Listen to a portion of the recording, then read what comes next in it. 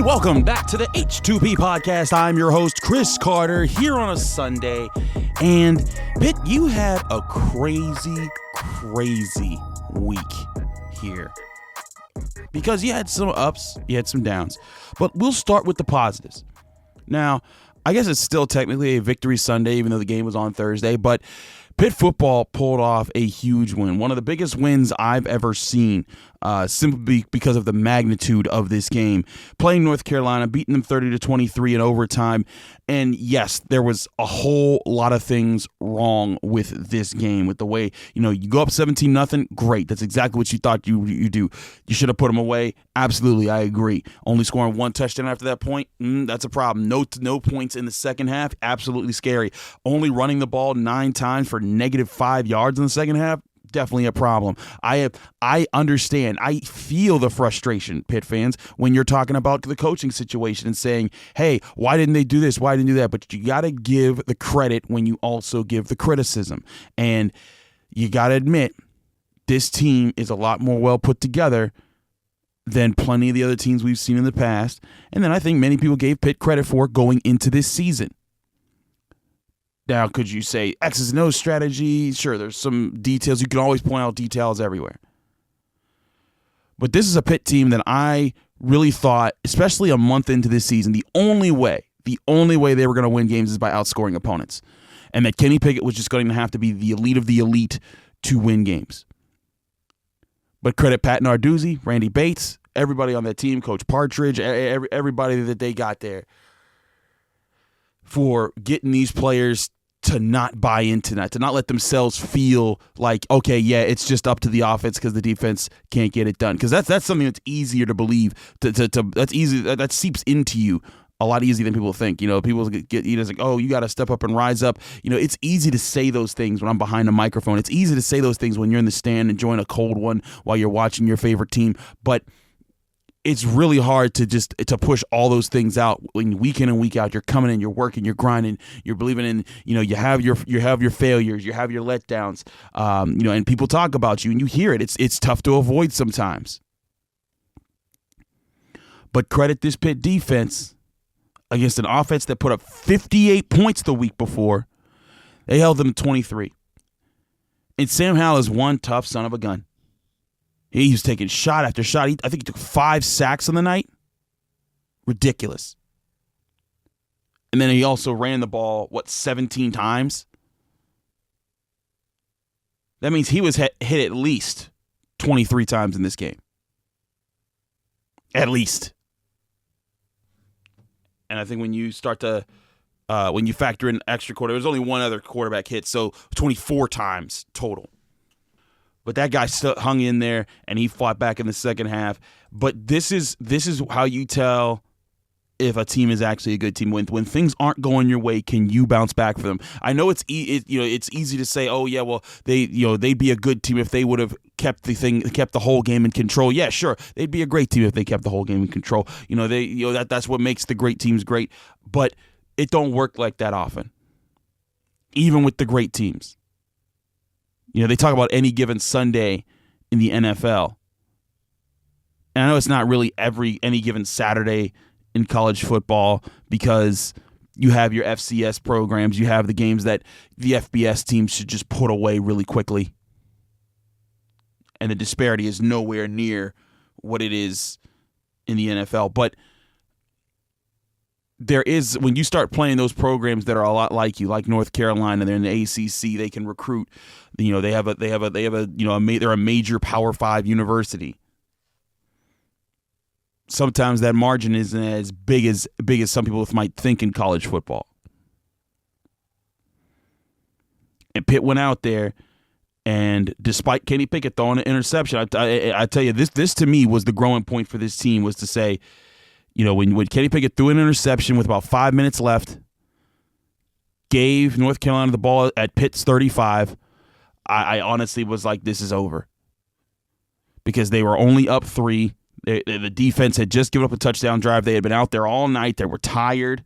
And they had given a spirited effort, but I'm like, this just feels like the point where Pitt would fall apart. But they held strong, forced the field goal, and then after the offense scored in overtime, got the stop. resilience, belief, not giving up, trusting that your work is going to make your opportunity be there for you, and then capitalizing when it is. That's what this Pitt team has really built in football. And that's where you have to give the credit with Pat Narduzzi. If you want to criticize the lack of running the ball in the second half, sure. Losing Jake Cradle along with already missing Gabe Hoy was a bigger blow than I think people realized. The offensive line was struggling to keep up there. And let's hope that Jake Cradle is all right. We heard that Gabe Hoy would be all right, but they wanted to protect him for a week. But this is a Pitt team now that had every chance to fold. This was their chance to prove everyone right that wants to always, talk stuff about Pitt and say, oh, they're always going to be pretenders. They're never going to be for real. This isn't it's never their year. But they didn't. They had their backs up against the wall and they delivered. And like I said, you can get harsh on the specifics. I myself, when I'm breaking down film, I'm like, man, what's up with this defensive set here? Why are we going with cover 4 here when you could offer more support in the back end? But especially in this game, that pass rush got after it. Pat Narduzzi's Panthers are hitting the quarterback better than any other team in the country right now. And that really works, especially when you're going up against a quarterback like Sam Howell. I'm not sure if other teams play them like Pitt would. I mean, other teams have, of course, beaten them. I think Georgia Tech had 8 sacks. But Pitt literally leads the country right now with 36 sacks. It's ridiculous. That pass rush is relentless, and they can put a hurting on running quarterbacks. Does the way they rush the quarterback leave them open for some big plays? Yep. But that's their style of play, and now they are on the cusp of potentially winning the ACC Coastal. A lot rides on this next game. Brennan Armstrong is a heck of a quarterback. We'll see how he does this. We see how he does this weekend. I'm recording before his game, but if he's healthy, this is going to be a huge matchup at Heinz Field. And Pitt fans, I said it this past week. I don't think you got the message because it was only like 40-ish thousand there at Heinz Field. You gotta show up for this one. You gotta pack Heinz Field as best you can.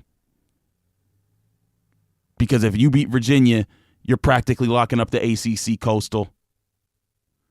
It's the last home game for Trey Tipton, for Kenny Pickett.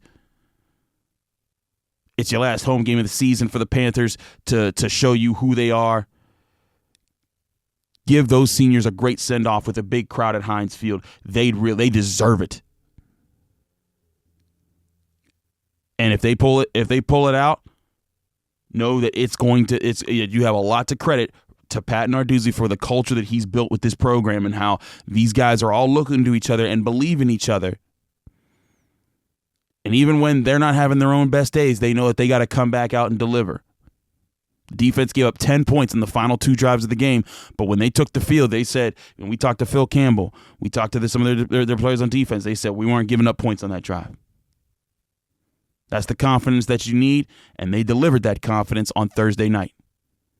Let's see what they do against another Heisman hopeful in Brennan Armstrong and Virginia this next weekend. It's going to be huge to see what Pitt football does. But Pitt basketball, completely other direction right now. I'm going to break down what I think they're 0-2 after getting embarrassed by the Citadel and then fighting back but still getting clobbered by West Virginia. Give you my thoughts on those 2 games, where Jeff Capel has the program headed right after this.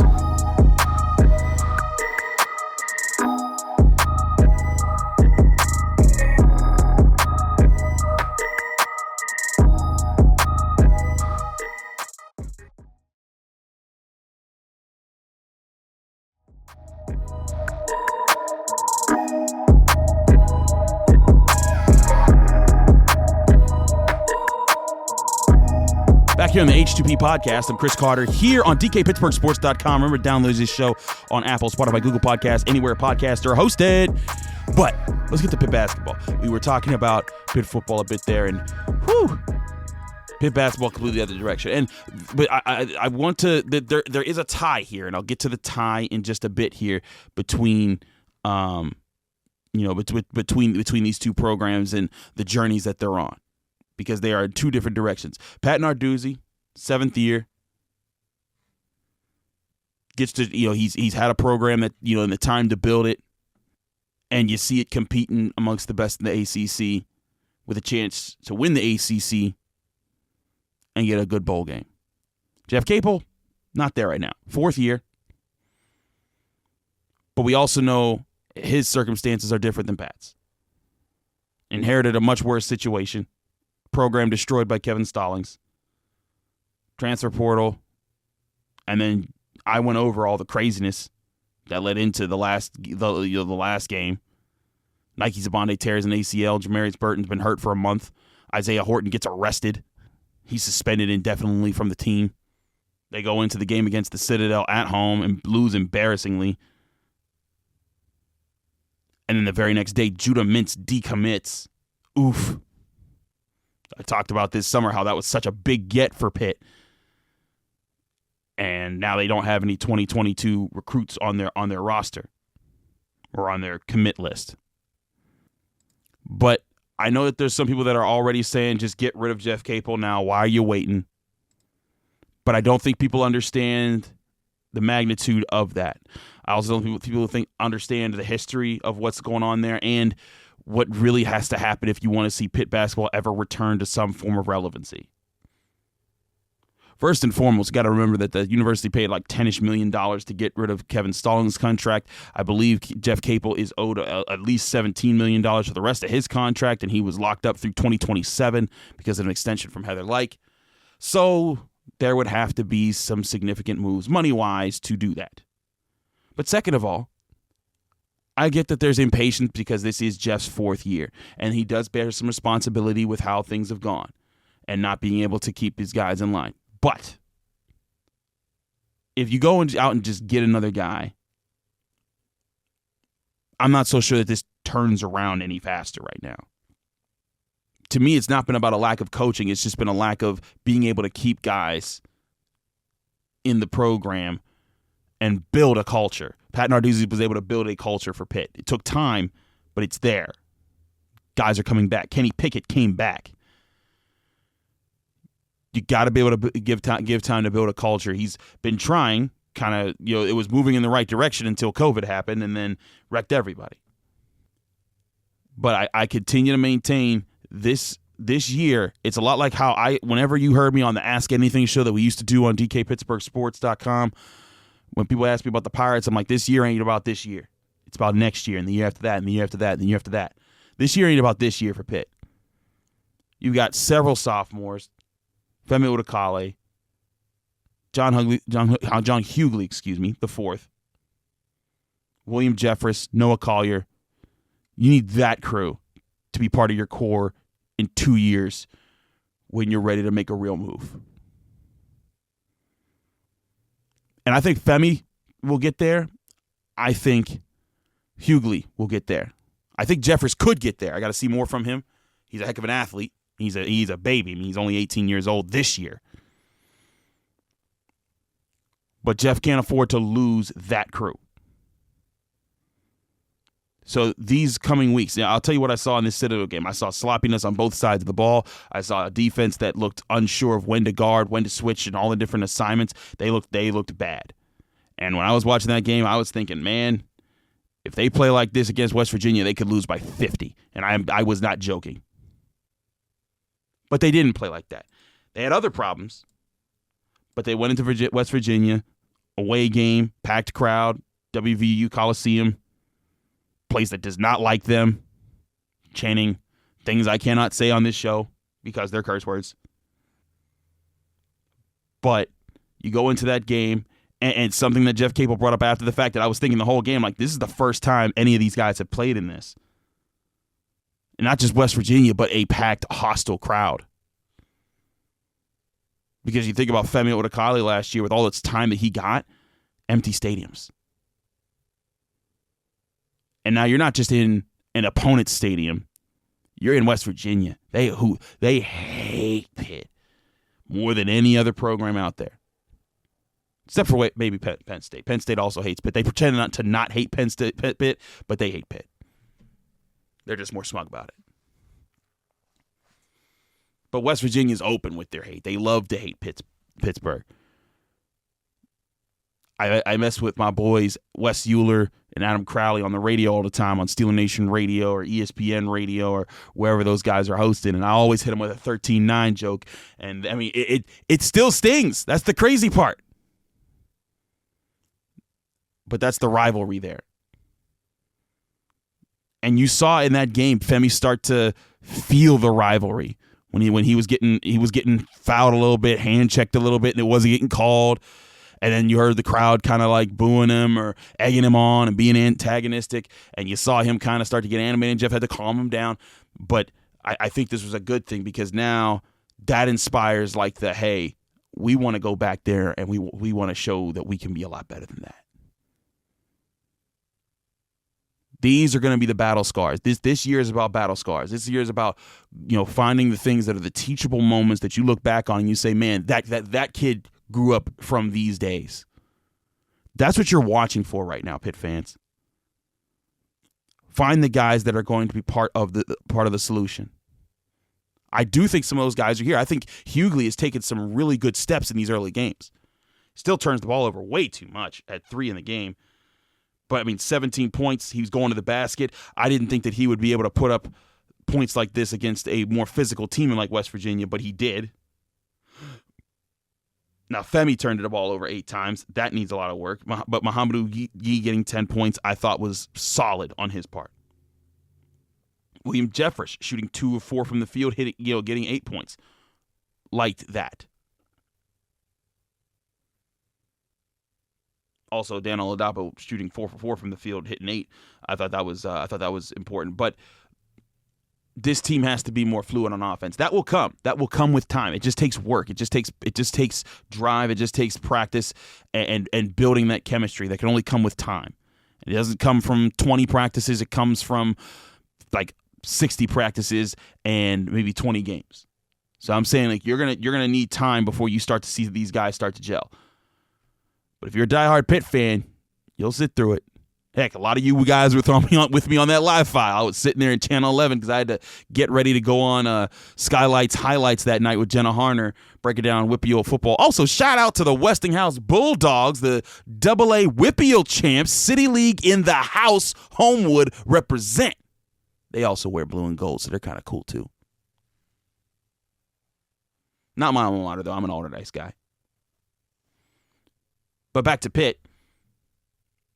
These are the dog days that you learn from. These are the dog days that you look back and you say, man, I remember Femi in that first game against West Virginia, and he was ready to go to war. He just didn't have the weapons. You remember John Hughley trying to put things up. You remember when Pitt was passing the ball to nobody. Sometimes you just didn't know. They didn't know who was supposed to take the ball up the court. That's how little chemistry they have because they've just been. The guys that they were supposed to have chemistry with, Nike Sabande, injured. Jamari Burton, injured. Ithiel Horton, suspended. Those are 3 guys who are supposed to be ball handlers to get the offense going, and they aren't there. Of course, that's going to be a problem. It's unavoidable.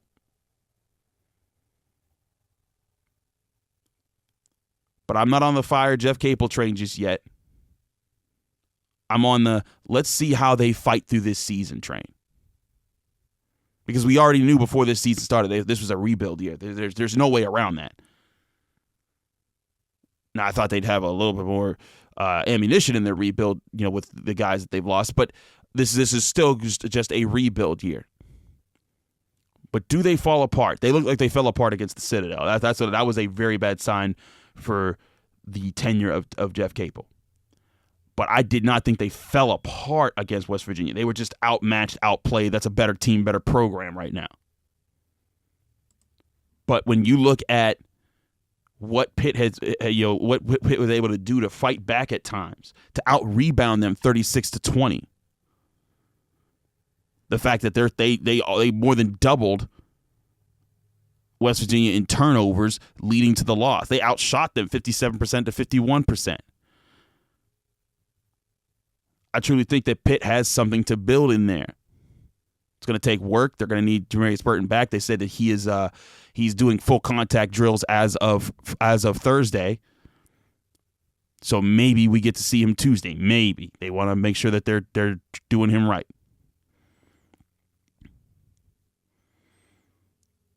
But there are. I did see some remnants of potential, of fight. That's what you want to see in this Pitt basketball team right now.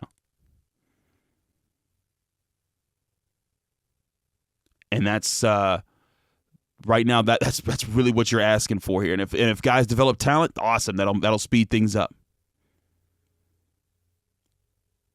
But just remember, if Pitt had cut the contract on Pat Narduzzi 3 or 4 years ago, they probably wouldn't be here right now where they are with Kenny Pickett, fighting for the Heisman, getting these crazy games in the ACC. They'd probably be in the middle of another rebuild with another coach somewhere, and not having all these guys sticking around, trying to build that culture in a different way. So let's give Jeff Capel some time to see how he fights through with this crew. I'm not saying he shouldn't be on the hot seat. His seat is definitely warm.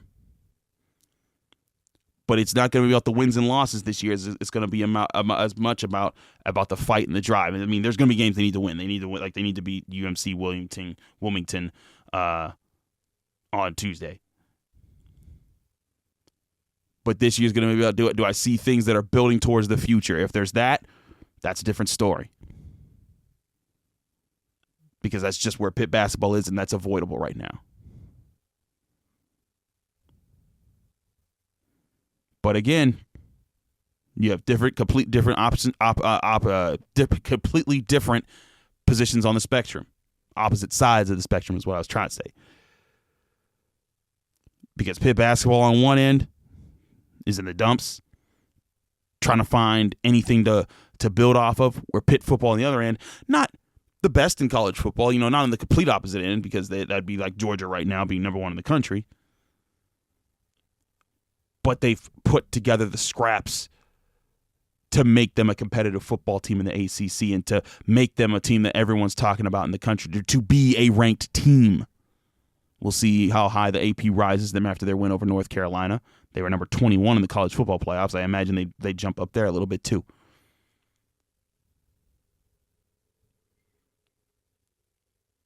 But you see the differences there. And I see part of the difference is building the culture, allowing that to fester, allowing the chemistry to build.